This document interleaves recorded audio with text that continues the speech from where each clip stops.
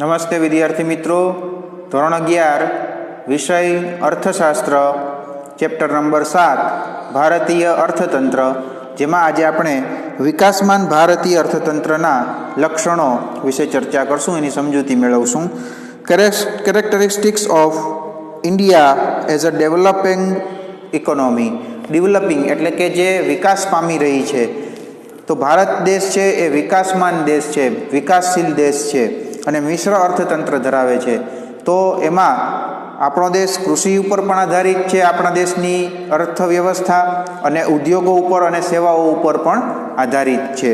તો એવા કયા કયા લક્ષણો જોવા મળે જે વિકાસમાન દેશનું અર્થતંત્ર હોય એવું જણાય?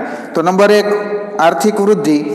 ભારતીય અર્થતંત્ર એ 1970 પછી આર્થિક વૃદ્ધિ ઝડપથી વધારી છે.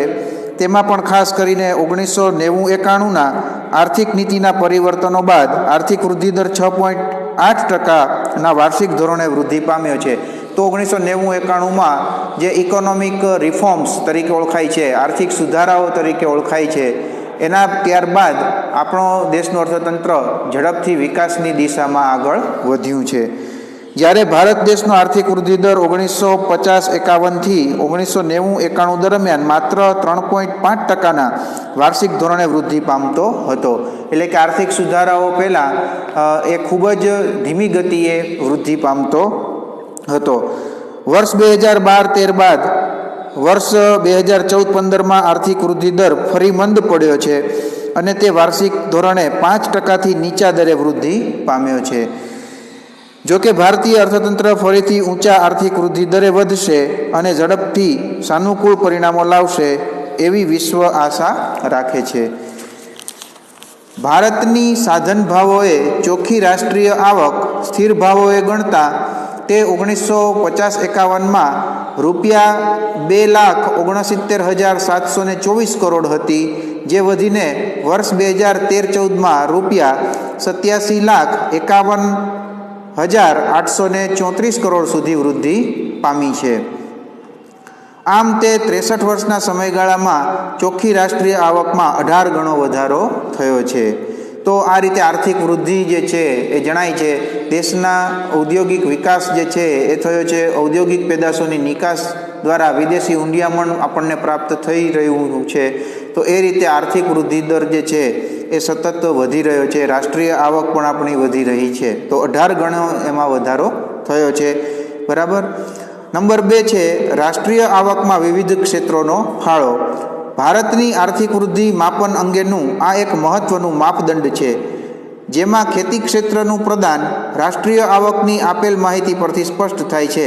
લગભગ 63 વર્ષના અનુભવ પરથી સાબિત થાય છે કે રાષ્ટ્રીય આવકમાં ખેતી ક્ષેત્રનો ફાળો સતત ઘટતો ગયો છે.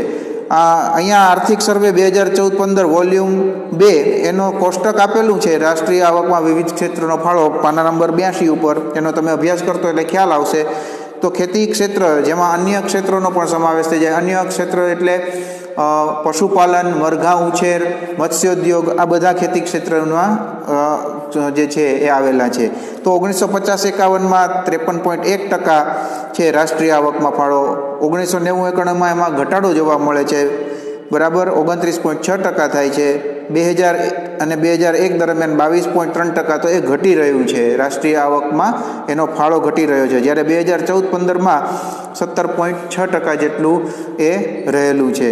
તો ખેતી ક્ષેત્રનો ફાળો સતત ઘટતો ગયો છે, જ્યારે ઉદ્યોગ અને સેવા ક્ષેત્રનો ફાળો સતત વધતો ગયો છે.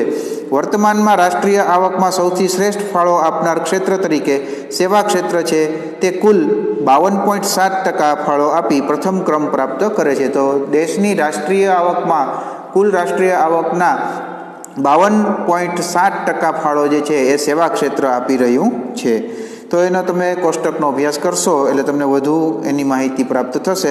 જોઈ લઈએ ફરીથી. ખેતી ક્ષેત્ર જે 1950-51માં 53.1%નો ફાળો આપતું હતું, એ 2014-15માં 17.6% જેટલું જ ફાળો એનો રહ્યો.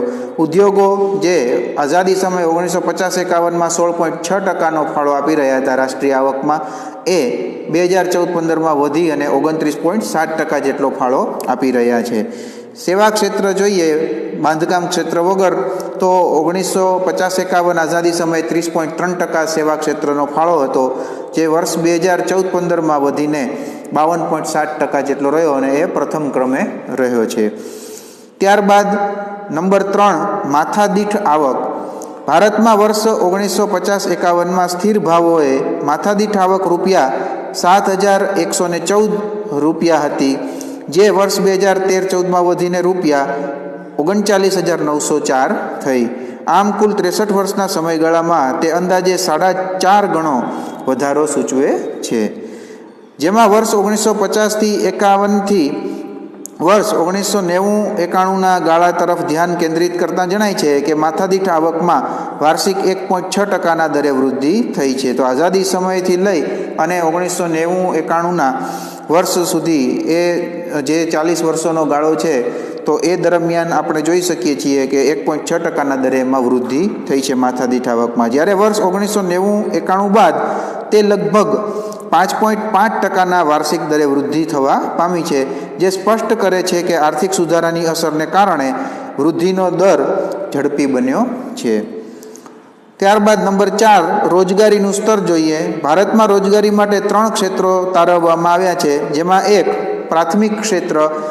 આ ક્ષેત્રમાં ખેતી અને ખેતીને સંલગ્ન પ્રવૃત્તિઓ જેવી કે પશુપાલન, જંગલ, મરઘા ઉછેર વગેરે, મત્સ્યોદ્યોગનો પણ એમાં સમાવેશ થઈ જાય છે, તો એ પ્રાથમિક ક્ષેત્ર કહેવાય છે.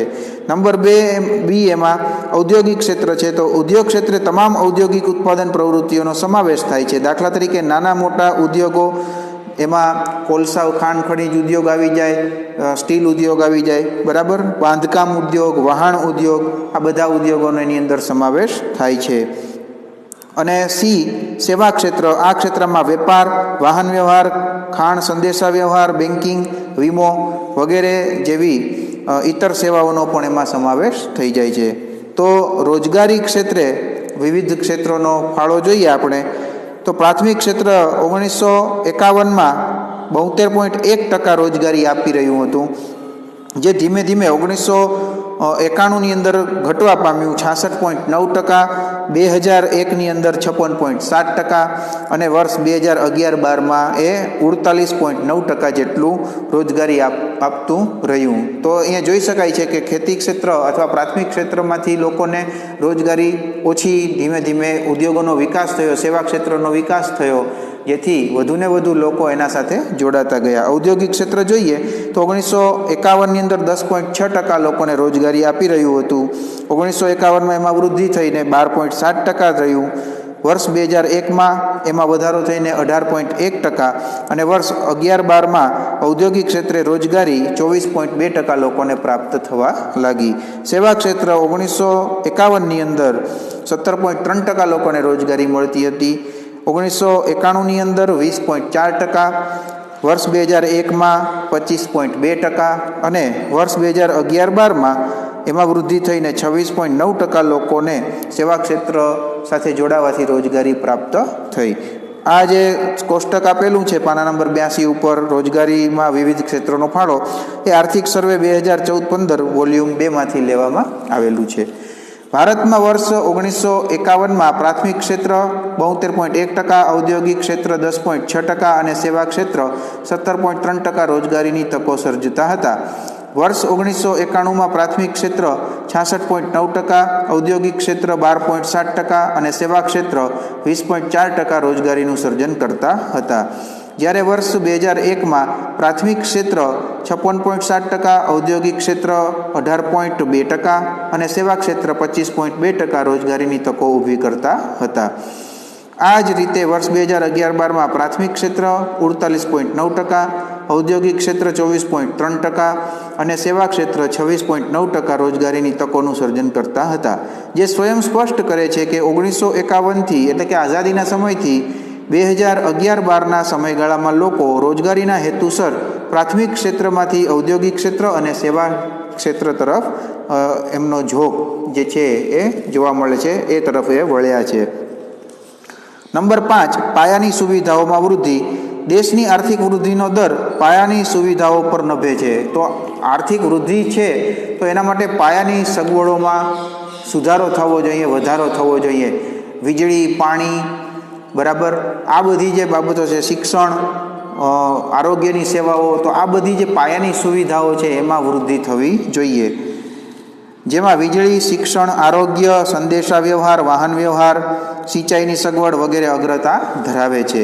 ભારતમાં પાયાની સુવિધાઓના સંબંધમાં આ મુજબની વૃદ્ધિ જોવા મળી છે, જેમાં સિંચાઈની સગવડ વર્ષ 1950-51માં 22.6 મિલિયન હેક્ટરમાં સિંચાઈની સુવિધા હતી, જે વર્ષ 2012-13માં 63 મિલિયન હેક્ટર સુધી વિસ્તરણ પામી છે. આમ કુલ 45% વાવેતરનો વિસ્તાર સિંચાઈની સુવિધા હેઠળ આવરી લેવામાં આવેલ છે. ત્યારબાદ શિક્ષણની સુવિધા. ભારતમાં આઝાદી સમયે 20 યુનિવર્સિટીઓ અને 500 કોલેજો હતી, જે આજે વૃદ્ધિ પામી અને 35 કોલેજો, કાઉન્સમાં આપેલું છે FICCI ઓફ 12th પ્લાન, અને 719 યુનિવર્સિટીઓમાં પરિવર્તન પામી છે. ભારતનો સાક્ષરતા દર જે વર્ષ 1951માં 18.33% હતો, જે વર્ષ 2011માં 73% સુધી વધ્યો છે, જે આર્થિક સર્વે 2013-14ના આર્થિક સર્વેમાં જણાવેલું છે. ત્યારબાદ વીજળીની સુવિધા. ભારતમાં વીજળી ઉત્પાદનમાં પણ વૃદ્ધિ હાંસલ કરવામાં આવેલ છે, જે વર્ષ 1950-51માં 2300 મેગાવોટના વીજ ઉત્પાદન પરથી વર્ષ 2011-12માં 2,43,000 મેગાવોટ સુધીનો વધારો થયો છે. રોડ રસ્તાની સુવિધા. ભારત વિશ્વના સૌથી મોટા રોડ નેટવર્ક ધરાવતા દેશો પૈકીનો દેશ છે, જે અંદાજે 48.6 લાખ કિલોમીટર લાંબા રોડ પરથી સાબિત થાય છે. અને રેલવેની સુવિધા. ભારતીય રેલવે વિશ્વમાં 4થા નંબરનું સૌથી મોટું રેલવે નેટવર્ક છે, જે અંદાજે 65,000 કિલોમીટર લાંબો રેલ માર્ગ ધરાવે છે. આજે ભારત વિશ્વ બેંકના જાહેર થયેલ એપ્રિલ 2014ના અહેવાલ મુજબ સમખરીદ શક્તિના આધાર પર વિશ્વની સૌથી મોટી અર્થવ્યવસ્થાઓમાં 3જા ક્રમે છે, જે વિશ્વ બેંકના આંતરરાષ્ટ્રીય સરખામણી કાર્યક્રમ ICP, જેને અંગ્રેજીમાં ઇન્ટરનેશનલ કમ્પેરિઝન પ્રોગ્રામ કહેવામાં આવે છે, એના 2011ના રાઉન્ડમાં અમેરિકા અને ચીન બાદ ભારતને સ્થાન પ્રાપ્ત થયું છે. તો ભારત 3જા ક્રમે જે છે એ પોતે સ્થાન ધરાવે છે. આમ ભારતની અર્થવ્યવસ્થા જાપાનની અર્થવ્યવસ્થાથી આગળ વધી ચૂકી છે. જાપાનનો ક્રમ 4થો છે, જે અગાઉ 3જો હતો, જ્યારે ભારતીય અર્થવ્યવસ્થા 2005ના સર્વેક્ષણમાં 10મા ક્રમે હતી. આમ ભારતે વિશ્વના દેશોની સરખામણીમાં અભૂતપૂર્વ વિકાસ સાધ્યો છે. તો અહીંયા આપણું પ્રકરણ નંબર 7 ભારતીય અર્થતંત્ર એ પૂર્ણ કરીએ છીએ.